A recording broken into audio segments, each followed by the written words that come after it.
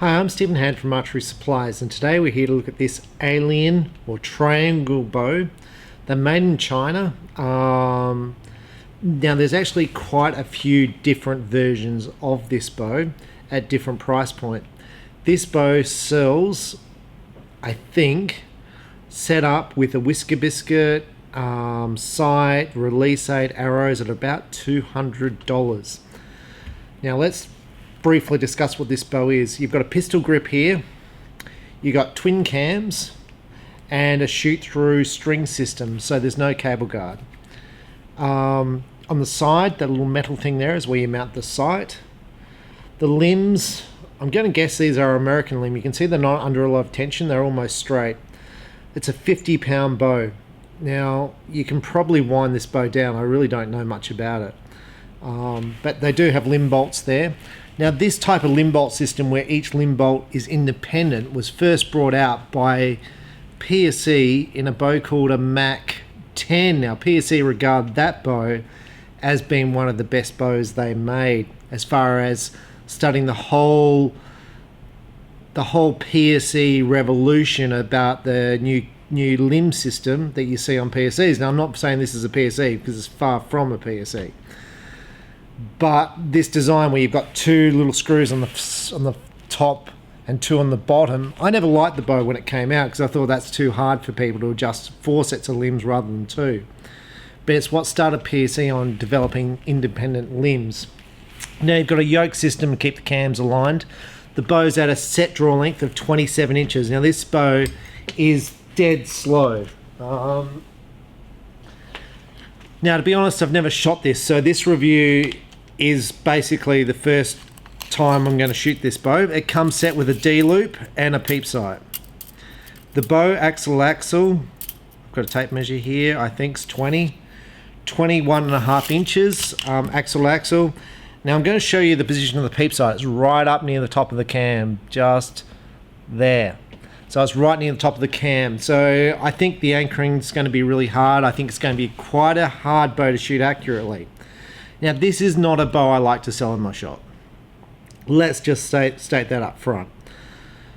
I don't like it because I don't consider it to be a bow which you're going to shoot, I'm thinking of the words, I'm going to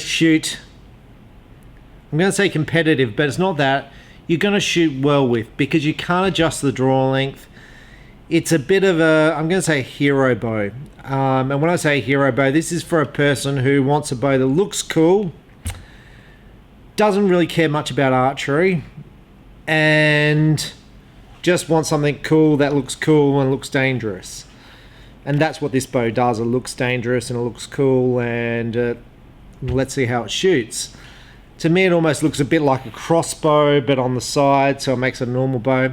It's not a bow I wanted to sell in my shop. And you're going to say, why did you sell it, Stephen, in your shop if you don't like it that much? Now, the company I buy it from is really good, so it's a nice company, great salesperson. Now, there's a whole heap of these bows sold on eBay. And you're going to say, well, why do you care? Because if you don't have the product in stock, people are just going to buy them. And I had a whole bunch of my customers going, well, I want these bows, and they'll buy them on eBay. Now, if I've got it in my shop, I can go, well, you can go and have a shot and make a choice. So it's about choice, and that's what I'm pro about, that consumers have a choice. So this bow, about having it in my shop, is about giving consumers a choice, and they can come in and try it and go, well, do I really want this bow? In fact, I had a customer in today said this bow is awesome, love it. He's got a normal compound bow. He said, I whistled in a fox and I shot the fox. This is an awesome bow. I went, really? Okay. So we're going to test this. Now I'm going to show you what it sort of comes with. So it comes with the bow. It comes with a little whisker biscuit arrow rest. It comes with a 5-pin fiber optic sight, and it normally comes with a thumb release aid. Now I send it out pretty much like this. It's already got the D loop on and the peep sight, and you send it out for about $200 odd. It's going to cost you about $20 to send it out. eBay take 10% of your sales, so you're selling this thing for You know, you do the maths, 200, 280, 180, 160. Basically you're making nothing when you sell this product. Now I'm going to talk about the cable system a bit while I've got you here. It's a full fast flight string system, and you can see here it goes into a little lug just there. So the cable system itself is quite cool. So I sent one of these out to a guy on eBay. They sell really well on eBay. And he's put in a claim for return because he didn't know how to fit the RRS in the sight. So I said, well, I'll do a video for you, show you how to mount the sight and the RRS, and we're going to go and shoot this in the shooting range and see how it shoots. So where does the RRS and sight mount on this bow? It has to go around the counter. That's where the RRS goes, and that there is where the sight goes, those two screw holes. So I've got my poodle here because she likes cuddles. So can I set up a bow one-handed? So we take a Whisker Biscuit RRS like so. You grab it on the side with the bolt. And doing stuff one-handed is really challenging in an archery shop. So I do have normally a sling which I put my poodle in because she wants to be by my side literally all the time. You need an Allen key. I'm pretty sure the kit comes with Allen keys, but don't quote me on that. And I need the other hand just to hold it square. Now, so that's the one bolt on the side. I'm going to try and zoom up. Bolts on like so. There. Now when you bolt this on to the Whisker Biscuit as such, you want the string to line up with the center of the grip here through the center of the hole here. So the arrow will track straight down the middle of the bow. Now when you do that, this will be in the center of here, the arrow will be in the center of the bow, and everything will be symmetrical. So you want the Whisker Biscuit in the center of the grip, in the center of the bow, running through the middle. So I'll just try and line up the center, and you can see it runs straight down the middle of the grip down there. Pretty simple, I think, but then I do this every day. The sight comes with two screws which just bolt on there.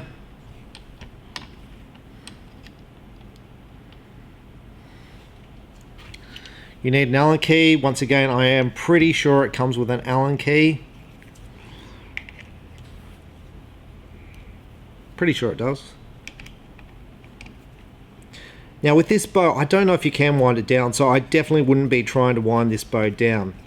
Now this is not a bow, I probably started with this bow, this is not a bow I recommend you to buy. It's, if you want to try archery, get a normal bow, even if it's a cheap Chinese bow. When I say a cheap Chinese bow, not too cheap. You don't want to go for those little metal, little round wheels with steel cables, like $100. You don't want one of those, they're just garbage. You know, do it. Buy yourself either something like the Spot On Rogue, which is about a $200 bow, which comes with a quiver, RRS, I think, at about $200. Some $5 carbon arrows, and I'm not even recommending the $5 carbon arrows. But if you want to do it on a budget, you're going to get out of it well under $300.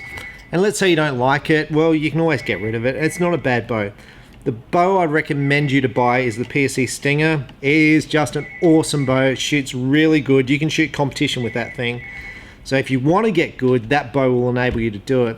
It's going to cost you about $500 for the bow, $200 for a kit, so $700. And yes, $700 is a lot more than $200 that you paid for this. But it's a proper bow, and it's going to see if you like archery. This is like saying, well, I want to learn to drive a car, but I'm going to buy a skateboard to see if I want to learn to drive a car. And go, yeah, well, I tried skateboarding, I don't really like driving. Okay. Now, when you fit your sight, the two holes on the side there, the sight there is now mounted like that. Now you want the pins to line up straight down the center of that line. So the pins, you've got 5 pins there it lines straight up with the string, the arrow down the middle. Now the sight you're going to have to sight in. So you've got 5 pins for 5 distances, 10, 20, 30, 40, 50. You're going to start at 10 meters and sight the bow in. Now we're going to do that on this video in case you're buying this bow and you don't know how to sight the bow in. So basically I've just bolted the sight on. Now we're going to go to the shooting range and we're going to try and shoot this thing. I'm going to talk you through what you should be doing. Okay, so we're here at the shooting range and I'm at probably 5 meters away from the target, really close, and we're here to try this bow out. Now the first thing I'm going to say is the grip is plastic. I think in the more expensive models the grips turn to metal. Now this grip I don't like. It feels good in the hand, it feels like a gun and all the rest of it. But this grip encourages people to grip the bow, and then that creates torque. So it causes people to basically learn to grip the bow. A normal bow you hold like so, and it sort of sits in your grip there. This doesn't encourage that. So to me, once again, this is a bit of a toy. So it's not something I really like. Now these are the cheap carbon arrows. They come from China, they're alright. I'm not a big fan. I'd rather spend $10 and buy an arrow I know is going to last. Okay. Now this is really interesting. So I've set this up. Now you'll see the actual angle on the string is low. See, the arrow is basically going to hit the riser on the way through.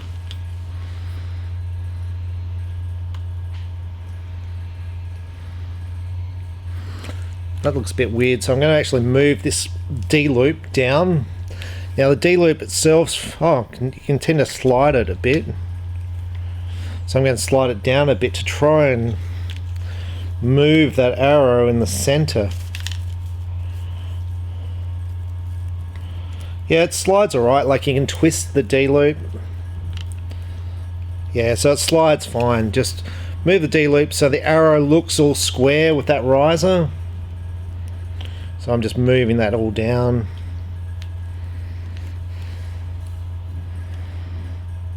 So I'm looking here to make sure it's all parallel. If you had a T-square or some sort of square device, you'd do that. It's interesting, you know, I normally set up the bows before I send them out, and I sent out one the other day to a customer, all set up with the arrow rest on, and he said in the postage the actual arrow rest things came out, so I had to send him another one. He said, why do you just not send it with the arrow rest off, so that way it doesn't get damaged? So if you send it off, you're in trouble. If you send it on, you're in trouble. That's just the way it is. So I think that's pretty much level. Might be too far down now, but look, it'll be pretty close.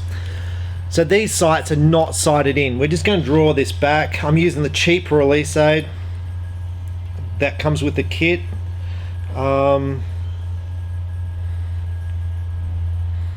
Now bear in mind this is 27 inches, so I've never shot this bow before, so it could blow up in my face. Wow, it feels like really little, like it just feels like it wants to do that. Most bows are pretty stable. This feels really wobbly as far as that way. Okay, so you pull it back. Actually, it draws back pretty good. Like, it's a nice draw cycle. Now you'll see I've got a problem here because I'm going to just let that down. It doesn't feel like 50 pounds. It feels like, you know, it feels like 30, 40 pounds. Because it's so short, I'm kind of in the middle of nowhere, and because this is such a short axle bow, I'm not getting my normal anchor point where my hand normally comes in my face, the string touches my nose and my peep, I can then line up. So let's see how I go.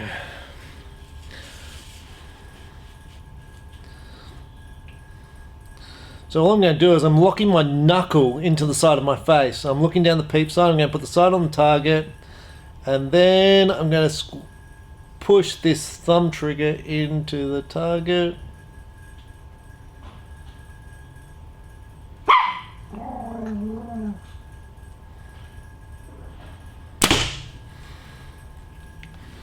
Look, the bow feels alright to shoot. to me, you're so uncomfortable being so short. The peep sight, because the bow's so short, this peep sight's up as far as it can go. It's actually too far down, so my hand's up high on my face. Like, it is what it is, right? So now the arrow went high on the target. So when you adjust your sight, you move your sight high. So if the arrow was left, you'd move your sights left. If it was right, move your sight right. If the arrow was low, you move your sight low. So this was high. I'm just going to move the first pin up. So we need a little Allen key. I'm pretty sure these come with your kit too, but Allen keys are a thing you need with archery. So the size of this Allen key is a 3/32. So I'm just loosening that. I'm moving the pin up the top. Look, I like archery. I shoot every day. This is not a bow. Look, if I was new in archery, yeah, I'd probably think this is a cool bow. But for me, this is not a bow I'd even be interested in shooting. It's not recurve, it's not traditional. It hasn't got a coolness factor for me of like the bows that are 28 inches that are super fast. To me, this is just a bit of a, but it is cheap. It's like $200 with a release aid, with everything. It's like, it is what it is, right? So I've moved the peep sight up, and I'll show you the sight position, sorry, in a second.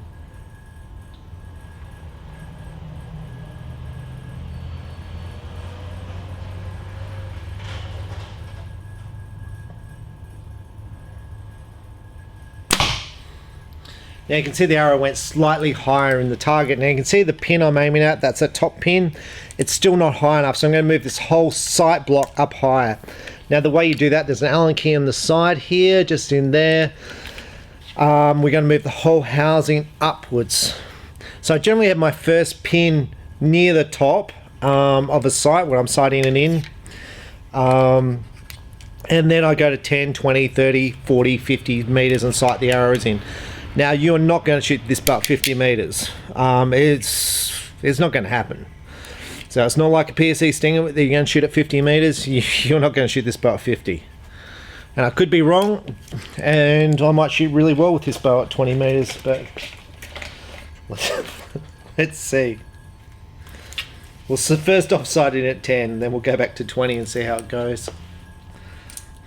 Now this release aid, like, it's fine, it works, but you know, better release aid, but you know, a release aid's worth $30.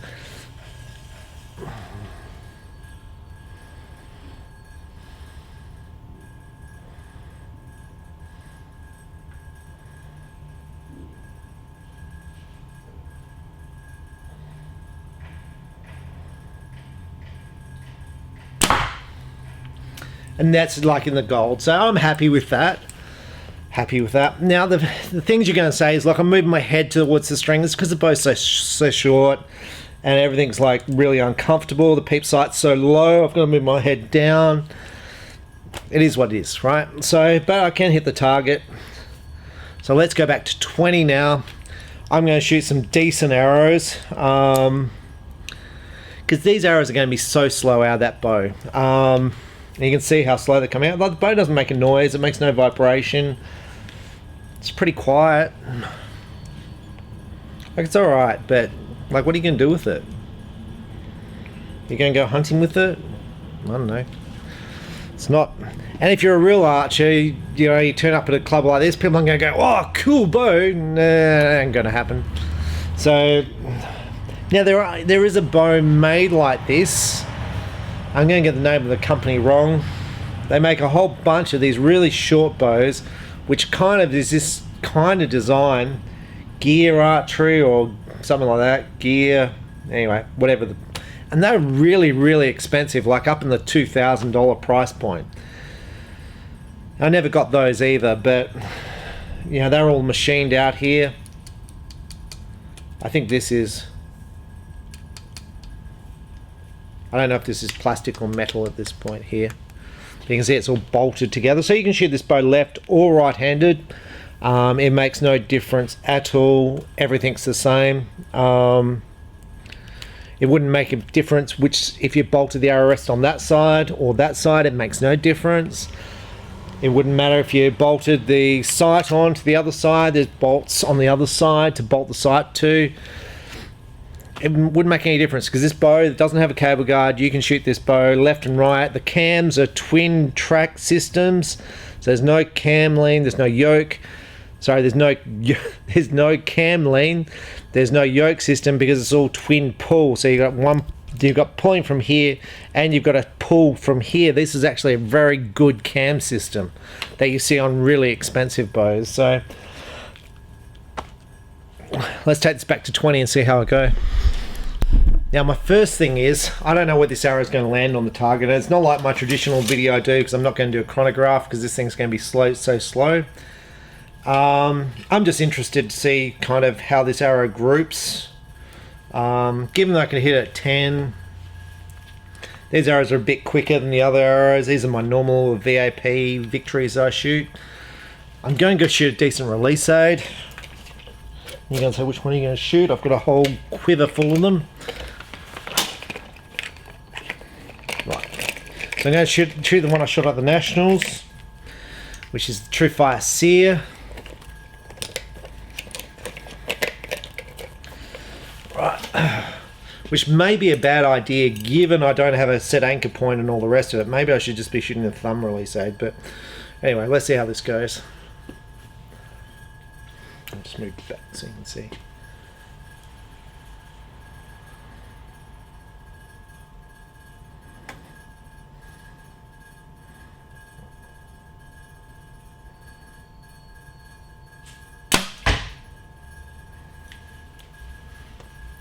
I have no idea where they're hitting the target. It sounds so quiet. Like this bow, there's no vibration because it's like, honestly, you could throw the arrow down there just as fast. Which might explain why these bows don't have many warranty issues. For the size of this bow, I'd expect to have lots of problems with people derailing them. But I haven't had a single problem yet.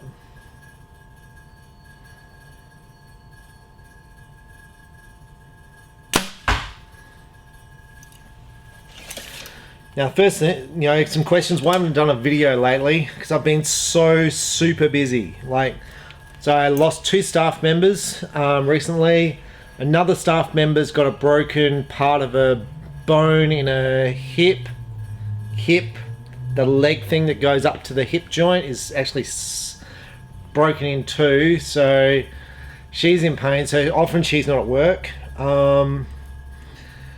Then one of my other staff has been away because her daughter was leaving, so I've been very short on with staff, and it's my busy time of the year because it's tax time.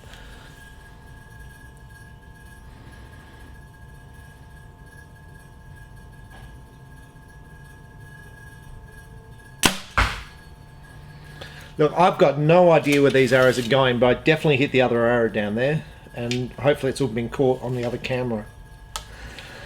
I also had the Nationals coming up and I had family commitments. But even at the Nationals were last weekend. I didn't shoot the week before the Nationals just because I was so busy. I shot a bit of compound, but not much.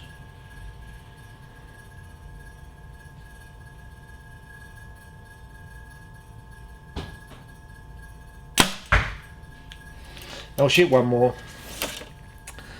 And, it had an impact on my score at the Nationals. I thought I was shooting really well. I could be delusional. Before the Nationals. Like the recurve, I wasn't missing the gold. I was doing really well. I got there, I couldn't pull it through the clicker. I was just struggling. Like, I had shot some great shots. And I missed the target a couple of times just because I couldn't pull it through the clicker.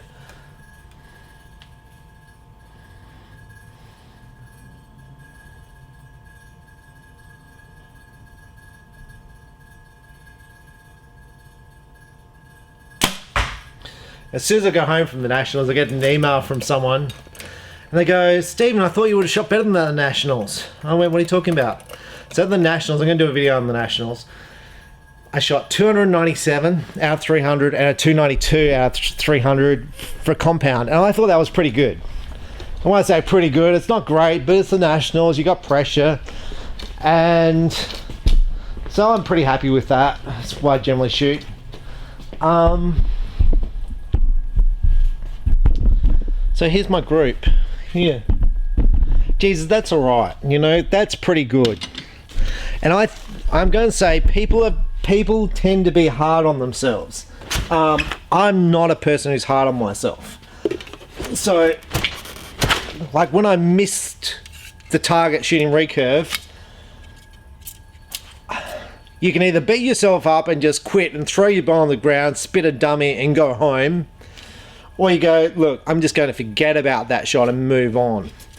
I'm a person who goes, look, it's a bad shot, let's focus on the next shot. Try and do a good shot next. So it's all about positives and I forget about the bad shots. So I really focus on the good shots. Now, this group here, that's the group. I think that's pretty good. Like, I really don't have an anchor point. Like most of those would be on the gold. There's no stabilizers on the bow. And I've just got off produced the video obviously saying how much I don't like this bow. But man, that's a pretty good group. 20 meters, I mean, that's a dead rabbit at 20 meters. They're all across the side, but you know, so you move your sight to the right a little bit. It's pretty good. The bows are extremely quiet. Being so short, it's maneuverable, so basically easy to crawl around in the bush. Given this accuracy, how well am I going to shoot this at 30 meters? I'm going to shoot this fine at 30. The groups open up mathematically, so it's a mathematical formula which shows you how well you're going to group at distance. This bow's going to shoot okay at distance. It's pretty good. Now, overall, the bow itself, I'm not a huge fan of. As I started this video, the quality of it, I'm going to zoom up. It's under quite bright lights here, so I really like the cam system. This twin yoke system is good, but this is not a bow I'd like to stick on my wall and go, yeah, look, this is cool. It's not that kind of bow. Now, in my shop, I do have many customers come in and they look at this and they go, oh, that's awesome. And I'm going to go back, this is a hero bow. This is a bow for people who go, that's an awesome thing. I've never seen something like that before. This cam system here is unique. When I say unique, there is a couple other bows in the world with this type of cam system. One being OK Archery, uses this type of cam system. And Martin is the other one who used to use this cam system on their top of the line target bows. They no longer use this cam system. So the problems with this bow, as far as limitations, axle, it's very short. It's a set draw length and a set poundage. So it's meant to be 50 pounds. I think it's probably closer to 40. 27 inches, which is a problem. It's nice and light. I think it weighs about 2 pounds, 3 ounces. But overall, pretty simple. And once again, to bolt on the sight, just there, the 2 screws, arrow rest, just bolts on there, and you probably have to slide your D loop just there down the string. You can either do that by twisting it round and round or just getting and pulling it. It's not particularly tight. And that's it, and just go and shoot it and enjoy it. Keep the arrows close to the target, so always shoot close to the target so you're hitting the target. There's no point going back to 50 meters and missing all your arrows. But not a bad little bow. I've got quite a number of customers who've got this bow, and like I said, I've had no problems with it. Now, I think these limbs are the Gordon Glass limbs. I don't know if they are or aren't. They certainly look like it, and they're not under stress, as I said, so I don't expect to have any problems with these limbs. And that's so long, and they're going to flex so little. I just think it's pretty much a bulletproof kind of bow. The only things that do worry me is the bits that are made out of plastic, whether that will crack over time, I don't know. But it's not a bad thing. Now, the more expensive versions of this bow, so let's say this one's around the $200 odd price point. The more expensive versions are made out of metal, machined, and they go up around the $400. Would I be interested in one of those? Look, not really. I do like all different bows. I really do. I like bows for a whole bunch of different reasons because they're unique. And this is a unique product. The cam system is clearly unique. I love the cams. But I just can't like it because it's so short. I can't like it because of the set draw length.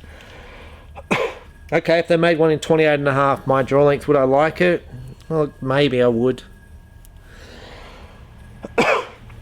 Maybe I would, and maybe I should look to see if they make a machined version of this in 28.5, and I will. I think they do it in higher poundages too, in the expensive version of this. So, and when I say expensive, I'm talking $400, maybe even $500, maybe even $600. I'm just pulling numbers off the top of my head, not in the $2,000 price point. But that's the triangle bow, the alien bow, whatever person calls it.